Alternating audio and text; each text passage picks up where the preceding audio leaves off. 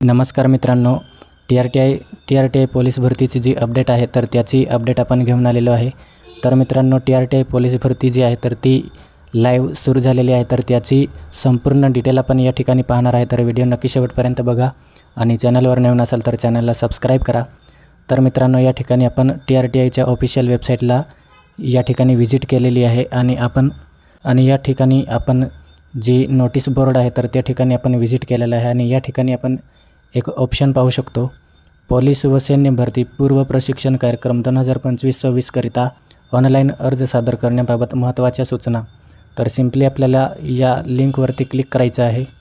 जसे आपण या ठिकाणी या लिंकवरती क्लिक करू, आपल्याला या ठिकाणी पाहायला मिळेल जाहिरात दिलेली आहे पोलीस व सैन्य भरती आणि त्यानंतर तारीख दिलेली आहे आपल्याला 29/9/2025 आणि या ठिकाणी जी ॲप्लिकेशन करायची लिंक आहे तर ती सुद्धा आपल्याला या ठिकाणी प्रोव्हाइड केलेली आहे। सिंपली आपण या ऑप्शनवरती क्लिक करणार आहे। जसे आपण ती लिंक जी आहे तर त्या लिंकवर आपण क्लिक करू, आपल्याला या ठिकाणी जी डिटेल आहे तर त्या डिटेलवरती आपल्याला जी माहिती आहे तर ती दिलेली आहे। आपण या ठिकाणी पाहू शकतो, पोलीस व सैन्य भरती पूर्व प्रशिक्षण 25-26 करिता जे ऑनलाईन अर्ज आहे तर ते सादर करण्याबाबत महत्त्वाच्या सूचना। या ठिकाणी आपल्याला दिलेलं आहे, उमेदवाराकडे पोलीस व सैन्य भरती पूर्व प्रशिक्षण कार्यक्रम योजनेअंतर्गत ऑनलाईन अर्ज सादर करण्यापूर्वी आवश्यक असलेली प्रमाणपत्रे व कागदपत्रे त्या ठिकाणी आपल्याला दिलेली आहे। आपल्याला अर्ज करण्यापूर्वी जी बेसिक डिटेल आहे तर ती आपल्याला माहिती पाहिजे। जसे की आपल्याला जो ईमेल ID आहे तर तो आपल्याला व्हॅलिड ईमेल ID लागणार आहे। त्यानंतर जो ऑनलाईन ॲप्लिकेशन करताना आपल्या मोबाईल नंबर लागणार आहे तर तो मोबाईल नंबर आपल्याला त्या ठिकाणी कंपल्सरी असणार आहे आणि त्यानंतर जे फोटो असतात आपले पासपोर्ट साईज फोटो, आपल्याला फोटो लागणार आहे आणि त्यानंतर जी सिग्नेचर आहे तर ती त्या ठिकाणी लागणार आहे। त्यानंतर आपल्याला जे ॲप्लिकेशन आपण ऑनलाईन करणार आहे तर त्याच्यात जे फोटो आपण अपलोड करणार आहे तर 100 KB पर्यंत जे फोटो आहे तर ते अपलोड करता येणार आहे। आपल्याला JPG आणि PNG फॉर्मॅटमध्ये जे फोटो आहे तर ते अपलोड करता येणार आहे। त्यानंतर जी सिग्नेचर आहे तर ती सिग्नेचरसुद्धा आपल्याला 20 KB पर्यंत सेम फॉर्मॅटमध्ये अपलोड करायची आहे। त्यानंतर जे बाकीचे डॉक्युमेंट आहे 10वी-12वीचे जे सर्टिफिकेट असेल ते आपल्याला प्रत्येक जे डॉक्युमेंट आहे तर ते 250 KB पर्यंत अपलोड करायचे आहे। जसे की आधार कार्ड असेल, 10वी-12वीचं मार्कशीट असेल, त्यानंतर डोमासाईल असेल, त्यानंतर जे कास्ट वगैरे असेल तर ते त्या ठिकाणी आपल्याला PDF अपलोड करायला लागणार आहे। आणि त्यानंतर आपले जे इन्कम सर्टिफिकेट आहे तर ते आपल्याला 2023 आणि 24 आणि 24-25 अशा प्रकारचे जे तहसीलदाराकडनं दिले जाते तर ते इन्कम सर्टिफिकेट आपल्याला त्या ठिकाणी लागणार आहे। त्यानंतर कास्ट सर्टिफिकेट असेल किंवा जी कास्ट व्हॅलिडिटी असेल तर कास्ट व्हॅलिडिटी आपल्याला कंपल्सरी लागणार आहे। ग्राउंड क्वालिफिकेशन जी डिटेल आहे तर ती आपल्याला या ठिकाणी दिलेली आहे।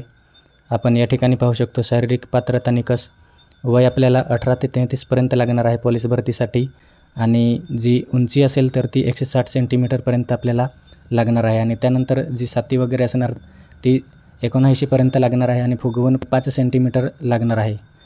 तर अशा प्रकारची जी बेसिक डिटेल आहे तर ती आपल्याला लागणार आहे ग्राउंड क्वालिफिकेशनसाठी।